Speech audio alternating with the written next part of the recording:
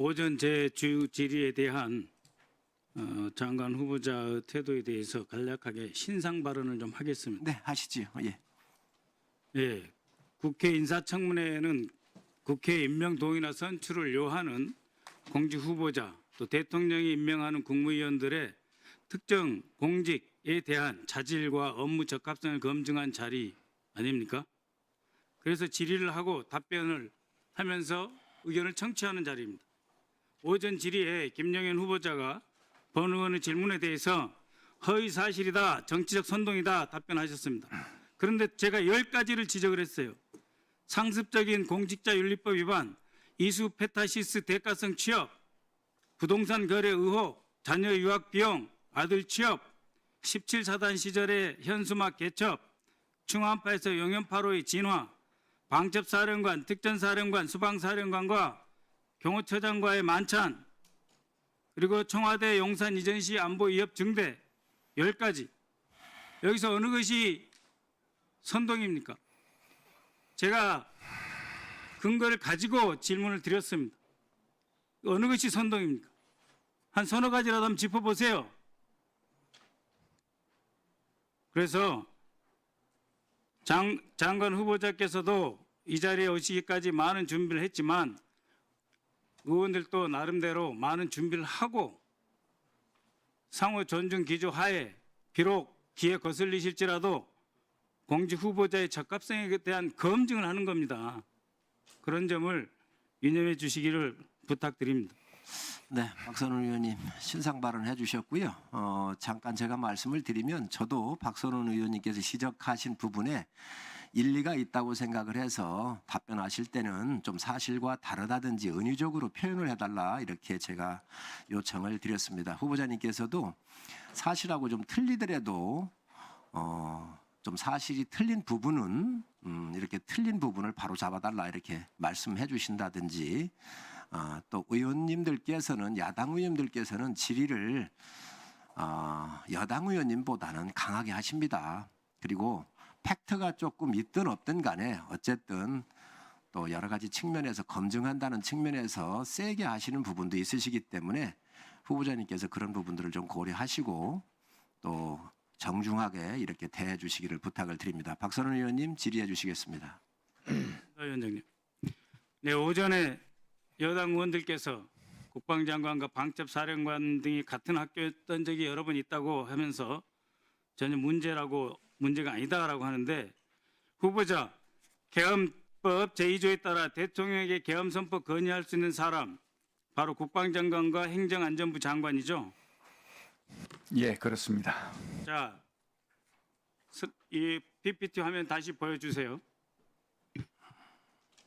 여기 보시면 제가 하나의 알짜에 충암파로 이은 영연파로 지금 집대성 되고 있다 말씀드렸는데 한번 보시죠.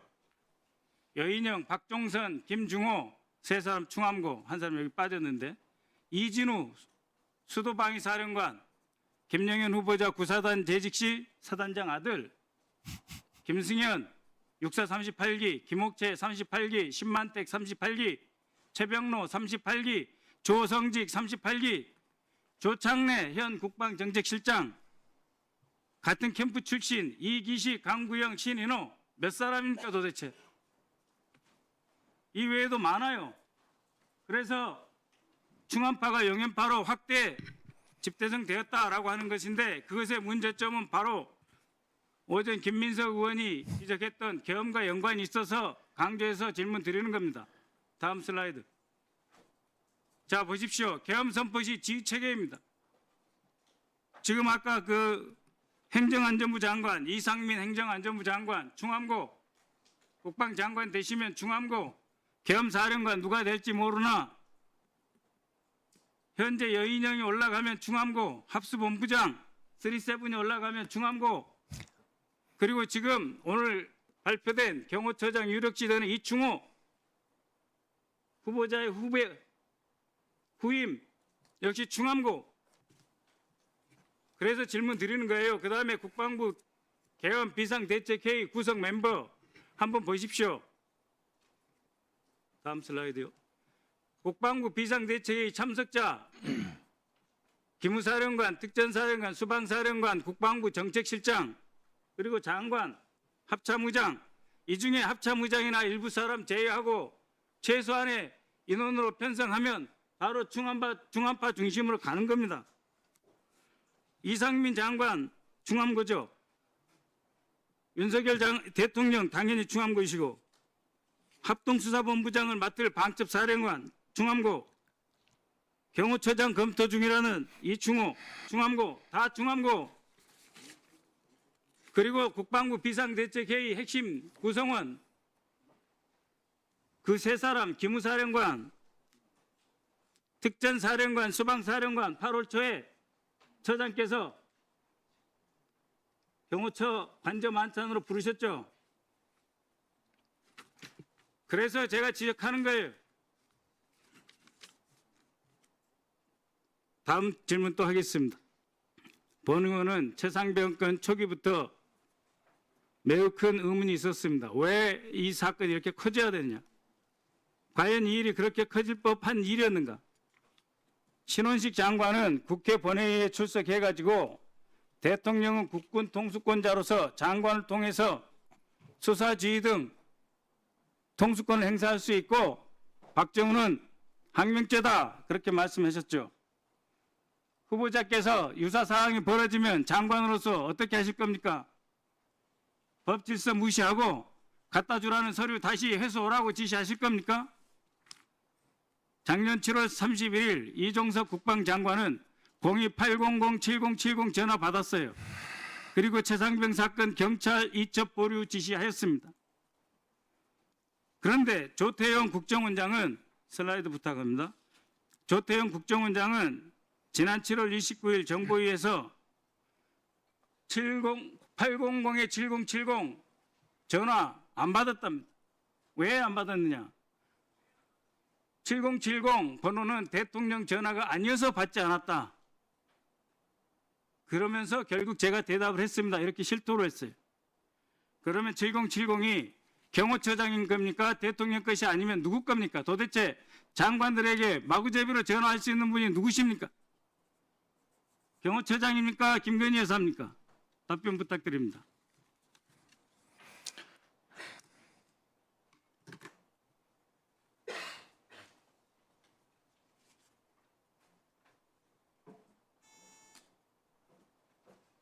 예, 답변 드리겠습니다. 우선 우리 존경하는 박선원 의원님의 의견을 말씀을 존중합니다. 그렇지만 동의하지는 않습니다. 충암파 말씀을 하시면서 777 사령관, 방첩 사령관 말씀하시면서 정보를 장악하고 말씀을 하시는데 777 사령관은 정보가 맞습니다. 근데 이 정보, 우리 군의 정보직위 중에 정보직위가 장군이 20명이거든요. 20명이 넘습니다.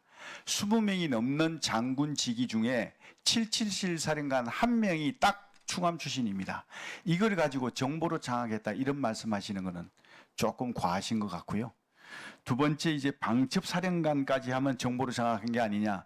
방첩사령관은 정보가 아닙니다. 작전입니다. 그리고 방첩사령관은 방첩을 하는 업무를 하는 것이지 정보를 하는 업무가 아닙니다. 그래서 이거를 같이 이렇게 엮어서 말씀하시는 것은 맞지 않다라는 말씀을 드립니다. 그리고 방첩사령관은요, 군 수뇌부에 포함이 안 됩니다.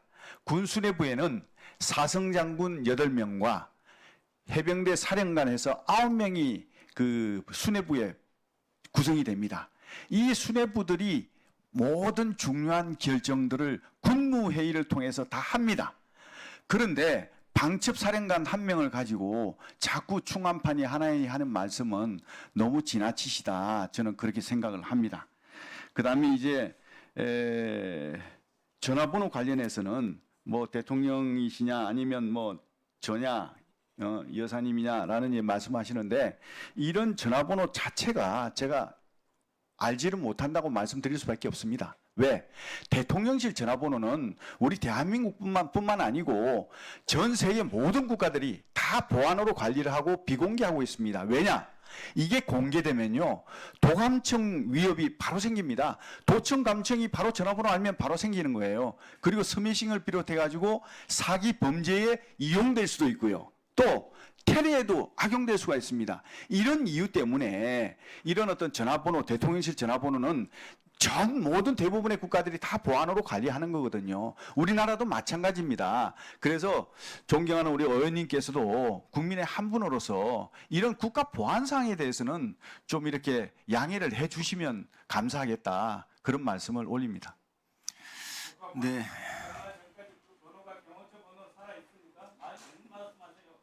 다 바뀌었습니다.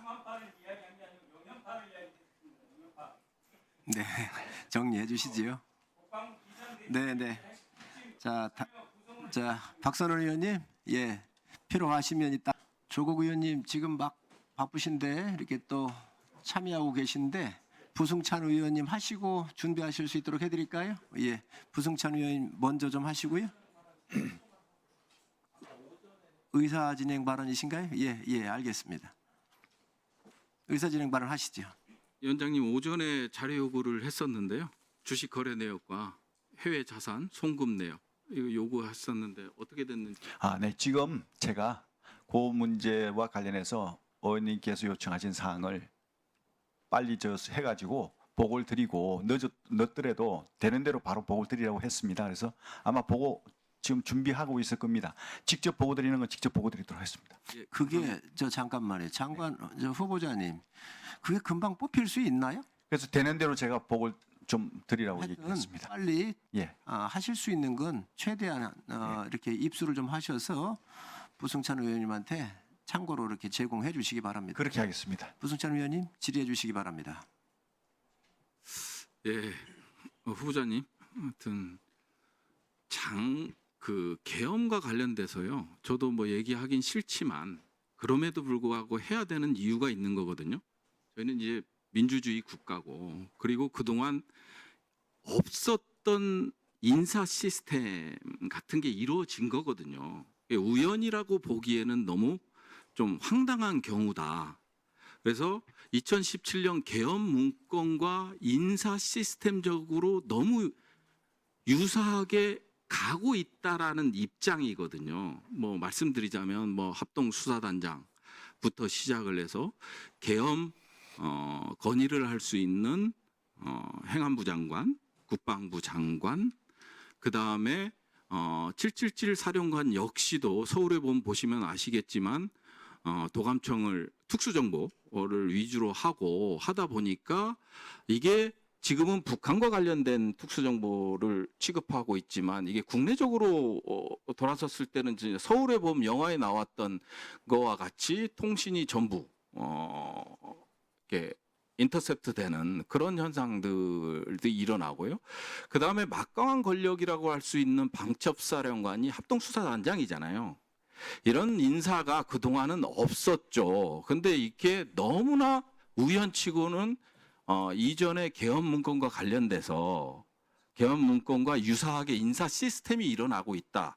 그래서 이런 지적을 하고 검증을 하는 거는 어찌 보면 당연한 거다. 국회의 권리라. 이렇게 생각을 합니다. 제 의견을 말씀드렸고요. 제가 알기에 우리 후보자님은 군대 있을 때 참 훌륭하셨어요. 작전부장 할 때는 특히나 휴가 한 번 안 나갔다 오실 정도로 국가안보를 위해서 헌신을 하셨는데 좀 이게 진급이 안 되고 나면서 좀 달라지기 시작한 것 같다라는 느낌을 받거든요. 2017년 7월, 8월 뭐 아시겠지만 정말 심각한 안보 위기가 있었죠. 북미 간에도 있었고 ICBM이 발사됐고 그때 당시 작전을 총괄하는 군사 국가안보의 중책을 맡고 있었던 작전본부장이셨어요.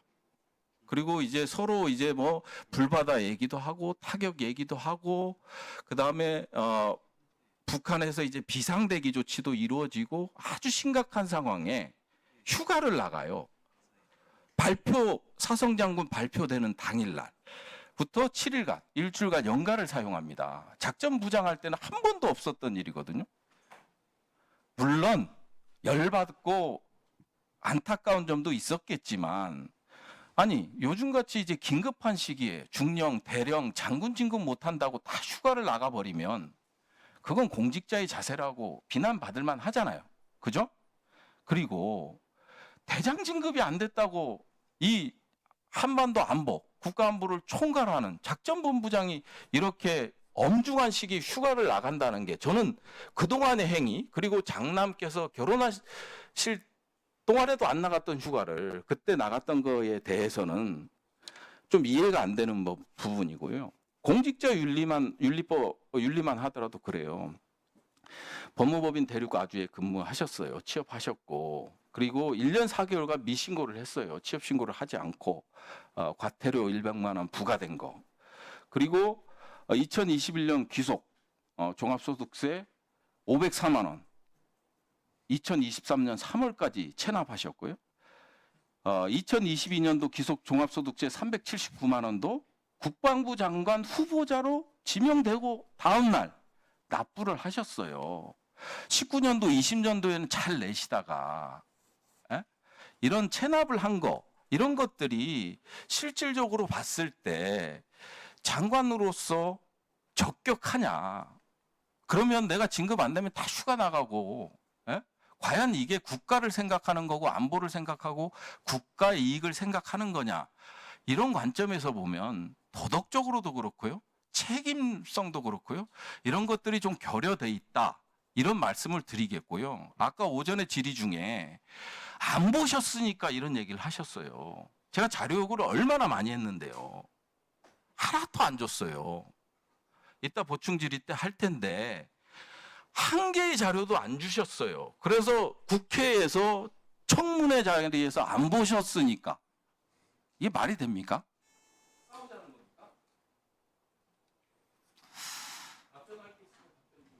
예, 그렇게 하겠습니다. 우리 그 의원님 말씀 존중합니다. 하지만 이게 계엄 문제와 관련해서는요, 여러 가지 말씀을 해주셨는데, 지금 이런 우리 대한민국의 상황에서 과연 계엄을 한다 그러면 어떤 국민이 과연 이게 용납을 하겠습니까? 그리고 우리 군에도 따르겠습니까? 저는 안 따를 것 같아요, 솔직히. 그래서 이런 계엄 문제는 지금 시대적으로 좀 안 맞다. 저는 그렇게 생각하거든요. 그래서 너무 우려 안 하셔도 될 것 같다 하는 생각을 말씀을 올립니다. 네네네. 글쎄, 뭐 그것은 하여튼 그렇습니다. 제 생각은. 네. 그다음에 이제 뭐 이게 개인적인 문제를 가지고 말씀하셨는데, 뭐 진급이 안 돼서 휴가를 나갔다. 진급이 안 돼서 휴가를 이거는 제가 무슨 안 나가야 될 휴가를 나갔으면 우리 의원님께 질책을 받고 나무람을 받은 게 당연하다고 생각합니다. 근데 정상적인 휴가를 그것도 제가 2년 동안 근무하면서 처음 나가는 휴가였는데 그걸 가지고 그렇게 말씀하시는 건 좀 과하시지 않나 생각이 들고요. 제가 그때 자, 그때는- 정리해 주시죠.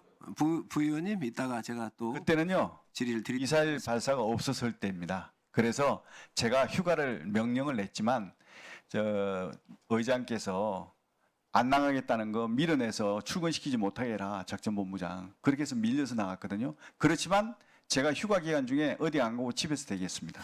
후보자님 하나 좀 여쭙겠습니다. 그 합참의 작전본부장이 임기가 몇 년인가요? 임기가 정해진 건 없습니다. 그럼 몇 년 없고 근무하셨나요? 저는 2년을 했습니다. 2년 통상 1년 하는데 휴가를 한 번도 안 쓰셨습니까?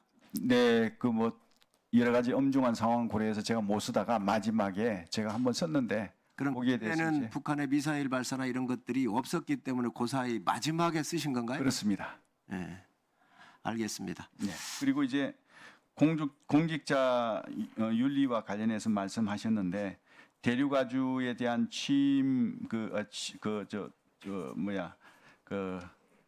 신고를 지연한 것에 대해서 지적을 해주셨습니다. 저 개인적으로 사실은 제가 이걸 좀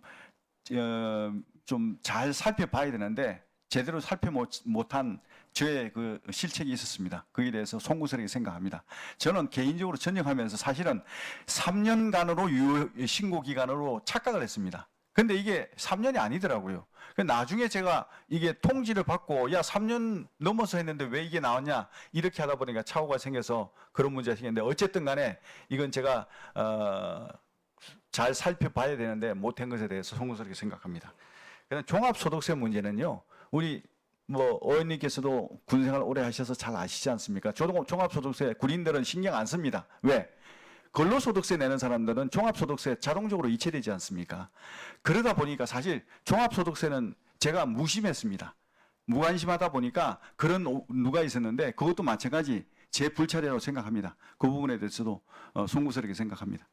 아니 후보자님 종합소득세 그 근로소득세 말고 다른 소득이 있으셨습니까? 그때 이제 전역하고 정원청장 들어가면서 이 한 해에 반은 그 근로소득이고 반은 이제 무슨 소득이죠? 뭐 이렇게 그 사업소득인가 뭐 이래가지고 두 개가 겹치다 보니까 이게 자동으로 이체가 안 되더라고요. 그래서 이제 거기에 누락됐었는데 그 부분에서는 제가 그런 거까지 살폈어야 됩니다. 사실은. 그 이후에 못해서 잡으셨지요? 예. 그 이후에 그 이후에 늦게 알고 제가 바로 조치를 했습니다. 네, 다음은 조국 의원님 질의해 주시기 바랍니다. 그 800에 7070이 누가 사용하는가라는 질문에 국가기밀이기 때문에 답하지 못한다고 하셨죠? 네, 그렇습니다.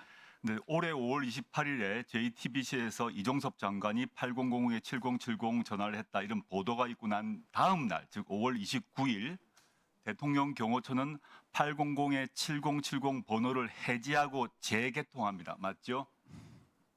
맞죠? 네, 번호를 해지하고 재개통한 이유가 제가 아는 바로는 과거 통화 기록이 이 경우에는 1개월만 남게 됩니다. 그 이전 통화 기록을 확보하지 없애기 위한 것입니다. 맞죠? 네, 의원님 말씀해 주시면 제가 종합적으로 답변 네, 이 올리겠습니다. 점에 대해 답을 해주셔야 될 것 같고요. 네. 왜 똑같은 번호를 쓰면서 해지하고 재개통한 이유를 아직까지 밝히지 못했는데 제가 확인한 바로는 1개월만 남기 때문이고요. 그 다음에 800에 7070이 국가기밀이기 때문에 밝히지 못하겠다 하셨는데 다음 화면 한번 보여주시겠습니까? 화면을 보시면 연합뉴스에서 김영현 후보자님에 대한 소개입니다. 저기에 번호로 연락 전화를 800에 5002라고 되어 있습니다. 맞죠? 본인 수시로 바뀌기 때문에 제가 근데 확인을 못. 저희가 어제도 물론이고 오늘 오전에 여기 들어오기 전에 이 800에 5002로 전화를 했습니다. 직접 전화를 해서 거기 어딘가요 했더니 경호처장실입니다라고 답을 했습니다. 저 번호가 국가기밀이라는 경호처장실의 번호가 저기에 지금 공개되어 있습니다. 그런데 왜 800에 7070이 국가기밀이라는 얘기입니까? 답을 해주시고요. 전 국가기밀이란 말 자체가 맞지 아니하고 두 번째 증거인멸을 위해서 같은 번호를 사용하면서도 해지하고 재개통한 것입니다. 그거는 KT에 물어보시면 되고 지금 이종섭 장관께서 쓰셨고 지금 그 신임 안보실장께서 쓰고 계신 그 비화폰 계속 받아 쓰실 것입니까? 예, 원래 비화폰은 인수인계를 하고 있습니다. 네, 그러면 지난번 신 장관님께도 제가 똑같이 물었는데 비화폰은 통신 기록은 남지 않지만 앱 사용 기록은 그대로 남아서 국방부 안에 앱 사용 기록이 그대로 있습니다. 지금도. 지난번 질문 이후로 어느 국방부 관계자도 저에게 답을 하지 않았습니다. 그 앱 기록, 비화폰의 앱을 통해서 통화를 하니까요. 앱 기록에 대해서 누가 관리하는지, 지금 보관되어 있는지, 혹시 없앴는지에 대해서 답해 주시길 바랍니다. 지금 그 신 장관님도 답을 하지 않으셨습니다. 그 다음에 후보자님 입장에 좀 거북한 일입니다만은 제가 여쭐 수밖에 없을 것 같습니다. 후보자님 입장에 좀 힘들었던 경험이실 건데 17사단 사건 아시죠? 네. 네. 그 사건이 아주 본인에게 중요한 사건이셨고 그 사건에서 이모 대령이 무고죄가 성립되어서 최종적으로 대법원에서 실형까지 확정되었습니다. 알고 계실 거고요, 물론. 네. 예. 근데 이 관련해서 후보자님께서 17사단장 시절에 당시 임병장 사망 사건과 관련해서 살신성인이다, 의로운 죽음으로 처리하라는 지시를 혹시 내린 적이 있습니까? 이미 대법원 판결에서 다 진실이 밝혀진 걸로 알고 있습니다. 네, 그럼 자 보겠습니다. 다음 무고죄 판결 중에서 보게 되면 중요한 두 개의 결정적 증거가 있습니다. 보시면 당시 아까 다른 사람입니다. 이모모 소령, 지금은 중령으로 알고 있습니다만은 그분이 그 부관 참모였는데 당시에 이분이 증인으로 나와서 사단장께서 사망 경위를 조작하라는 이유가 전혀 없다. 화상회의 시스템 통해서 이상훈 대령이 사단장에게 조작된 내용을 보고했다라는 진술을 함으로써 무고죄가 성립하고 후보자님은 그걸 통해서 혐의를 벗으셨죠. 판결문에 나와 있는 내용입니다. 네, 이 부관 참모뿐만 아니라 20명이 넘는 증인이 동일한 진술을 했습니다. 네, 근데 보시면 또 두 번째 걸 보겠습니다. 두 번째 화면 진술 내용을 보겠습니다. 보시면 여기서도 보게 되면 그 이상훈 대령이 중징계 받으면 진급이 무효가 될 수 있다. 이렇게 해서 그런 허위 진술을 했다라고 적혀 있습니다. 그거는 알고 계시죠? 네. 예, 직접 관련되셨을 거니까. 그런데 앞에 얘기했던 진술하고 지금 보였던 두 개의 진술에서 공통점이 하나 있습니다. 즉, 이 진술이 이모 그 부관 참모의 진술이 재판에서 결정적 진술이 되었다는 것이고 이 결정적 진술이 당연히 후보자님께 매우 유리하게 적용되었다는 것인데 이 진술을 한 사람이 부관 참모 이영선 맞죠? 네, 맞습니다. 이영선이라는 사람이 현재 용산의 의정비서관실에 근무 중이죠. 맞습니다. 맞죠? 이 사람이 실제 대통령실로 파견된 날짜가 23년 8월입니다. 네. 실제 이 이영선 씨는 이영선 의정은 22년 8월부터 근무를 이미 하고 있었습니다. 조국 의원님 좀 정리해 주시겠습니까? 예. 중요한 문제라서 그 이영선 중령의 자기 페이스북에도 스스로 적혀 있습니다. 즉 불법 파견된 상태였던 것입니다. 그런데 이분 같은 경우 이영선 이 중령 같은 경우는 1년이 지나면 통상 파견되면 전속 수리돼야 되는데 일부러 공식적 파견 전에 1년간 불법 파견이 되어 있었는데 이게 어떻게 가능했는지 이해가 되지 않습니다. 즉 이 사람이 그 후보자님께 매우 유리한 증언을 함으로써 후보자님이면 그 혐의를 벗었는데 그분이 지금 의정비서관실에 있었고 게다가 정식 파견 전에 1년 이상 불법 파견되어 있었던 것이죠. 이 경위를 잘 설명해 주십시오. 네. 네, 후보자님 지금 그 조국 의원님 말씀 주셨는데요. 17 사단장 하실 때 그 사건 개요도 좀 설명을 해주시고 또 조국 의원님께서 지적해 주신 것을 설명을 좀 해주시기 바랍니다. 시간은 충분히 드리도록 하겠습니다. 제가 이거 설명을 하면 좀 긴데 조금 시간이 많이 걸릴 것 같아요. 핵심만 제가 간단히 설명드리겠습니다. 당시 그 연대장이 아침에 저한테 전화가 왔습니다. 뭐라고 전화 왔냐면 강변에서 수초 제거 작업하다가 2명이 빠졌는데 병장이 일병을 밀쳐내고 자기는 못 빠져나왔다라고 보고를 하더라고요. 그래서 그 왜 그렇게 됐냐 그랬더니 전역 얼마 남지 않았는데 작업 안 나가도 되는 인원이 솔선수범해서 나갔다. 그래서 이거 참 훌륭한 친구구나. 후속 조치를 잘 하세요. 그게 지휘보고였습니다. 그런데 나중에 이 지휘보고를 근거로 해서 우리 연대장이 어떻게 이걸 바꿨냐면 사단장이 그 병장이 그 영웅이 될 수 있도록 만들어서 해라. 이렇게 이제 바뀌어버린 겁니다. 근데 그 과정에서 계속 우리 이 대령이 진술을 번복하면서 거짓을 해왔습니다. 그러다가 결정적으로 마지막 순간에 본인이 그 실토를 하고 더 이상 내가 거짓말을 안 하겠노라 그렇게 약속을 한 상태에서 군단 징계위원회에서 징계를 받게 됐습니다.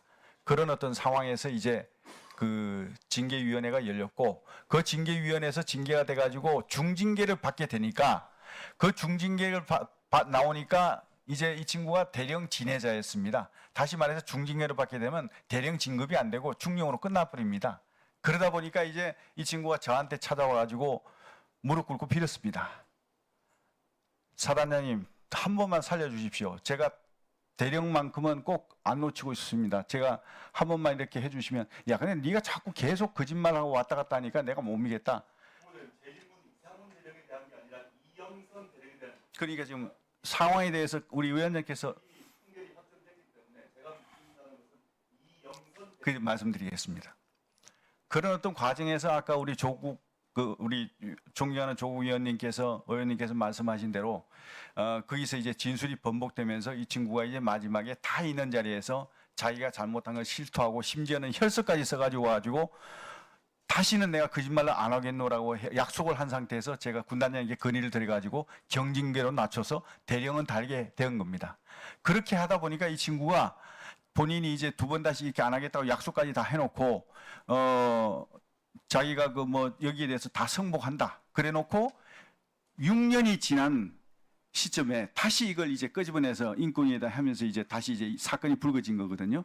근데 이제 우리 오 의원님께서 질문하신 내용에 대해서 답변을 드리면 이 과정에서 조사하는 과정에서 이영선 대령뿐만이 아니고 한 20여 명의 정인들이 다 이런 진술을 같이 했다는 걸 먼저 말씀드립니다.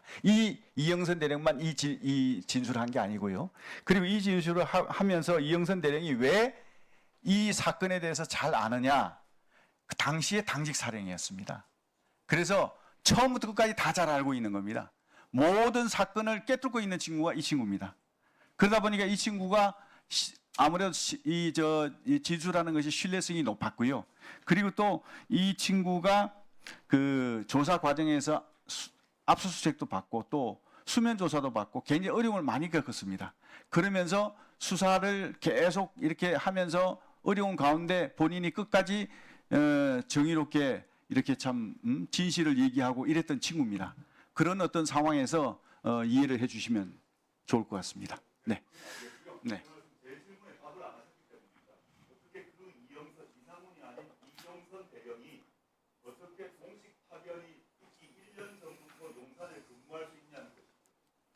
아, 그게 후보자님과 매우 가까운 사이 아닙니까? 네. 아주 고마운 사람 아닙니까? 후보자님 입장에서는 이 이영선 중령, 당시 중령이죠. 지금 대통령이고 매우 고마우실 것 아닙니까? 진실을 밝히고. 네. 그건 다 지금까지 말씀하신 거고 제 질문은 그게 아니고 어떻게 이 이영선 대령이 실제로는 22년 8월부터 근무를 하고 있었는데 그 기록상으로는 23년 8월부터라고 근무한다고 되어 있습니다. 지금 그 1년간 어떻게 그렇게 되어 있는 것인가? 난 지금 불법 파견 상태인 것이고 하나 더 말씀드리자면 제가 아는 바로는 현재 이 이영선 대령이 공식적으로는 의정비서관실에 근무하지만 실질적으로는 조직 체계에 없는 이부속실, 즉 여사님이죠. 이부속실 행정관 역할을 하는 걸로 알고 있습니다. 조국 의원님 정리를 좀 해주시죠. 답변을 부탁드립니다. 네. 네. 그 의원님 말씀하신 그 부분은 제가 사실 확인이 좀 필요해서 확인을 하고 별도 양해해 주신다면 보고를 드리겠습니다. 예. 네, 제가 이 질문은 우리 후보자님한테 특별히 시간을 좀 많이 드렸습니다. 왜 그러냐면 국방부 장관 후보자시기 때문에 향후에 군을 지휘하는 데 있어서 사단장 하실 때에 있었던 사건이어서 깨끗하게 정리를 하는 게 좋을 것 같아서 시간을 좀 특별히 많이 이렇게 할 수 있도록 하려 했다는 말씀드립니다. 다음으로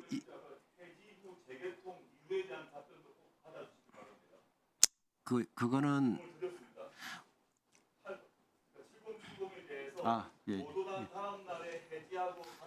저기 조 의원님, 요거는 또 다음 분이 계시니까요. 제가 또 다음에 질의를 하실 때 기회를 드리도록 하겠습니다. 네.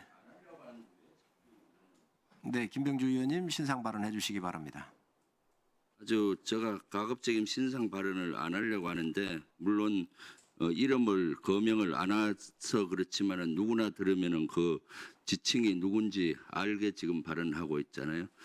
군을 잘 알기 때문에 계엄 가능성을 제기를 하고 했는데 틈만 나면은 그냥 이것을 뭐 사성장군 출신이 깃털처럼 가볍게 한다. 참 국회의원 처음 해도 그렇게 하지 마세요. 이 안에 있을 때 인신공격성으로 하는 거 아닙니다. 팩트를 가지고만 하세요. 뭐 육사 출신이 어떻느니 또는 군 출신이 어떻느니 장군이 어떻느니 이런 것들은 제가 봤을 때 군에 있을 때 갑질하는 상관이 부하 다룰 때 그렇게 하는 거예요. 그 말투를 아직도 못 버리고 있는데 빨리 그 말투부터 버리고 팩트로만 얘기하세요. 팩트로만. 그때 저는 군단장을 했었는데 박근혜 탄핵 국면에 진짜 두렵더라고요. 군이 계엄을 하면 어떡할까.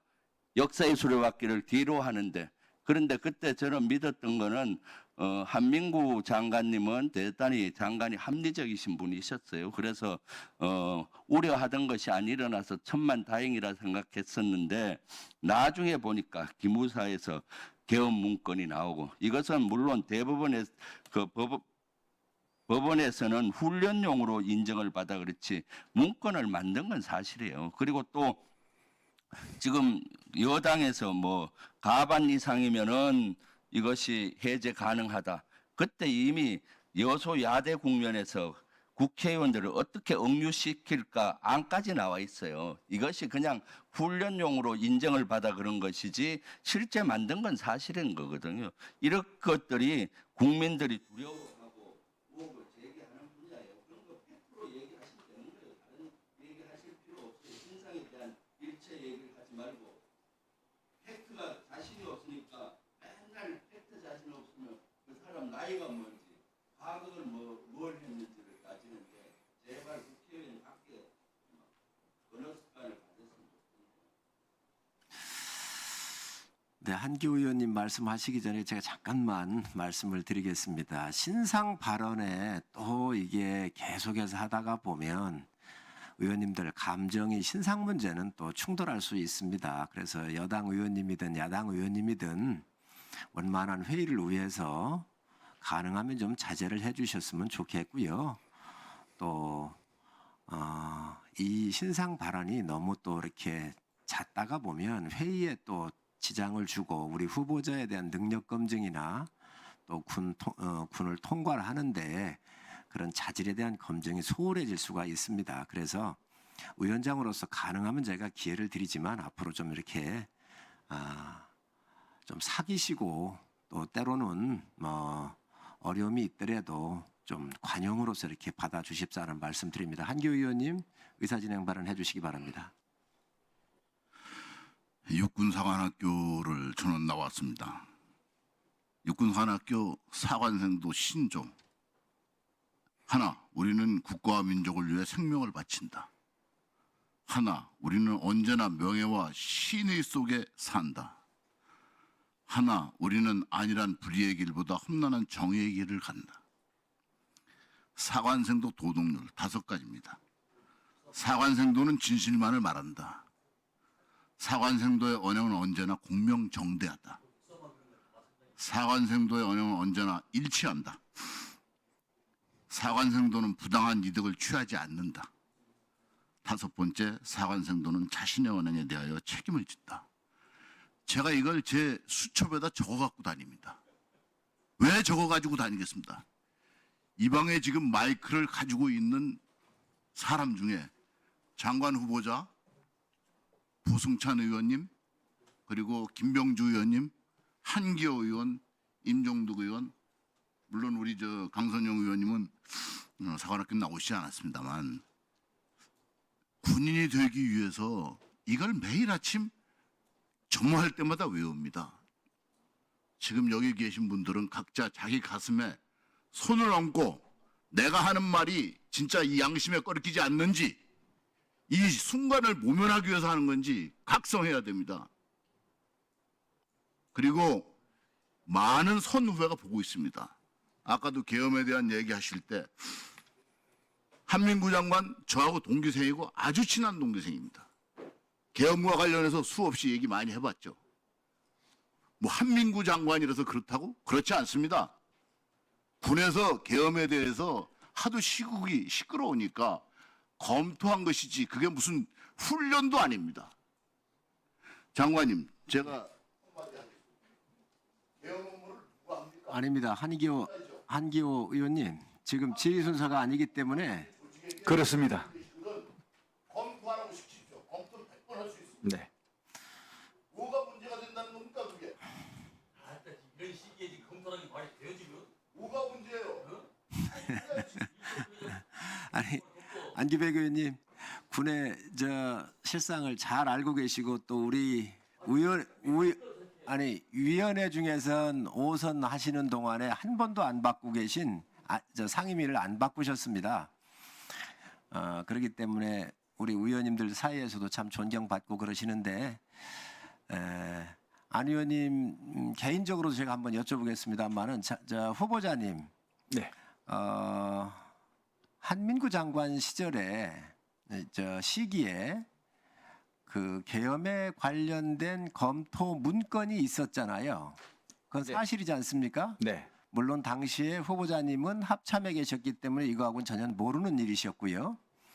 네. 그런데 군은 계엄에 관련된 사항뿐만 아니고 북한이나 여러 가지 위기적 상황이 오면 그런 상황이 올 때마다 준비를 합니까 안 합니까? 합니다. 그러면 이 계엄 문건을 만들었었을 때 실행할 의도를 가지고 만드는 겁니까? 아니면 만에 하나 혹시도 모르는 거에 대해서 준비적 차원, 군의 본연의 임무에서 이런 문건을 작성한 겁니까? 개인 의견을 좀 말씀해 주시죠. 제 분야가 아니라서 제가 좀 답변드리기 제한될 것 같습니다. 제가 볼 때는 의원님, 야당 의원님 저는 이런 문제에 대해서 문건이 있었기 때문에 그에 대해서 얘기하실 수 있다고 봅니다. 그러나 군은 만의 상황에 대비해서 늘 수시로 준비를 하는 그러한 정부 안에서의 또 정부 아니겠습니까? 비상사태 시에 그런 거에 대해서 연구한 문건으로 저는 보고 있는데 요거 물론 제 개인적인 의견입니다. 그래서 참고하시고요. 요거는 여기서 좀 마무리하시고 다음으로 넘어갔으면 좋겠습니다. 안규백 의원님 질의해 주시기 바랍니다. 안규백입니다. 물론 합참과 기무사는 계엄 연습을 합니다. 하는데 다만 그 당시 촛불혁명 당시에는 구체적으로 몇 사단이 어디에 위치해 있고 몇 사단이 어디를 방어를 하고 이런 구체적 액션 플랜이 이게 구체적으로 나와서 그게 더 문제가 됐던 것이죠.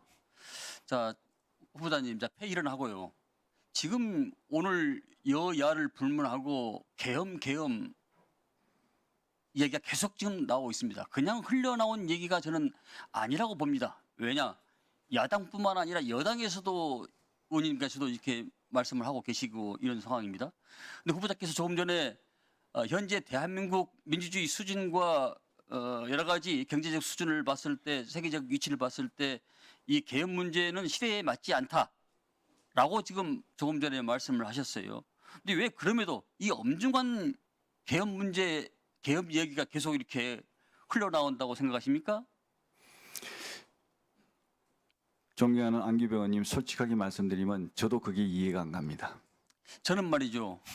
목화 이 사회 정치적 이 분위기 흐름 자체가 촛불혁명 당시에 여러 가지 그런 분위기가 흘러가는 이런 것이 때문이 아닌가라는 그런 생각을 한번 이 자리에서 해봅니다. 이 문제에 대해서 우리 장관 후보자께서 일소할 수 있는 이런 방안을 강구해 주시고 여기서 확실하게 좀 말씀해 주십시오. 예, 확실히 없습니다. 자, 후보자님, 그 방위비 분담금과 관련해서 좀 질의드리겠습니다. 방위 분담금은 우리 한미가 지금 혈맹으로서 우리 안보의 핵심 문제입니다. 그런데 주무상임인 우리 국방위에서 굉장히 국방위 패신 문제가 아주 심각해요. 비밀 협상의 점을 감안하더라도 예전에는 우리 상임위에서 우리 의원들한테 이 소상히 좀 보고를 했고 또 그런 의견을 구해서 이것을 지렛대로 삼았거든요. 근데 지금 최근 들어서는 이런 방위비 협상과 관련해서 전혀 국회와의 소통이 지금 없습니다. 문제는 그 전에 보면은 어려울 때는 국회를 지렛대로 삼아서 국익을 지키는 실이 가장 첩병이었거든요, 그게요. 근데 지금은 웬일인지 국회 자체에 보고를 않거나 하더라도 뭐 정가의 보도처럼 뭐 비밀이다 얘기하면 그냥 그걸로 이제 킬되는 겁니다. 이런 점을 좀 개선해 주시기 바라고요. 네. 지난 2006년도에 2005년도죠. SM A 6차 회담 때 우리 국방에서 계속 이것을 논의를 하다가 이게 외교부로 네. 넘어갔거든요. 맞습니다. 이걸 다시 좀 사실상 우리 국방 예산인데 우리가 이걸 좀 주도적으로 해야 되지 않겠습니까? 우리 국방위가 어떻게 생각하십니까? 예, 부임하게 되면 한번 잘 살펴보도록 하겠습니다. 동시에 이게 참 이 가슴 아픈 일인데요. 2009년도에 그 8차로 제가 기억이 되는데 그때만 하더라도 물가 상승률 2, 3% 아무리 높아도 실링이 4% 이상 넘지 않는 그런 그 물가 상승률과 연동해서 방위비가 증가를 했거든요. 네, 근데 이제 지난번에 뭐 13.8%인가 하다 보니까 모수가 1조 400인가요? 1조가 지금 네. 넘어갑니다. 가뜩이나 어려운 경제 상황 아니겠습니까? 사실 국민들이 많이 몰라서 그렇지 급수, 식료, 전기, 그다음에 약 1,000만 평이 넘는 주한미군 부지 뭐 이런 것들을 합치면은 사실 천문학적입니다. 이게 1조가 아닙니다, 이게. 근데 많은 국민들은 그냥 눈에 보이는 현상적인 1조만 갖고 얘기하는데요. 급수 문제, 전기 문제, 뭐 인건비 문제, 우리 저 주한미군 주둔 부지 사용까지 합치면 가히 천문학적으로 아주 카운트리스입니다. 셀 수가 없습니다. 이런 문제를 감안했을 때 국방 예산 증가율로 우리 방위 분담금을 연동하는 것은 반드시 폐기돼야 된다라고 생각하는데 후보자 생각 어떻습니까? 네, 의원님 말씀 정말 존중하고요. 그런 방향으로 합의가 이루어지기를 기대합니다. 만약에 미국이 방위 분담금을 인상을 강요할 수밖에 없는 상황에 놓인다면은 본의원은 최소한 일본 수준의 원자력 협정 개정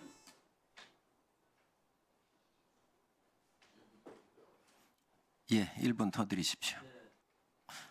특별히 예우해드리겠습니다. 왔나요? 네. 그러니까 본의원이 최소한 일본 수준의 원자력 협정 개정을 반대급부로 해서 받아내는 것이 올바른 협상 전략이라고 보는데 후보자 이 말에 동의하십니까? 예, 아주 의원님 말씀 잘 새겨서 저희가 부임하게 되면 잘 살펴보겠습니다. 저는 이런 부분에 대해서 정말 피가 쏙구쳐요. 네, 쏙구쳐요. 네, 지금 평택기지 440만 평, 그 옆에 5분 거리에 오산기지가 280만 평, 군산기지가 300만 평, 1000만 평이 넘지 않습니까? 네. 이 조그마한 나라의 평지 1000만 평이면 어마어마하지 않습니까? 이런 좋은 땅을 가지고 있음에도 불구하고 이렇게 얼토당토 않게 방위 분담금을 증액을 요구하고 있는 것은 반드시 이번에 바로 잡아야 된다 그렇게 생각합니다. 네, 협상 전략에 대해서는 추가로 또 하도록 하겠습니다. 장관께서 후보자께서 말씀하셨기 때문에 믿습니다.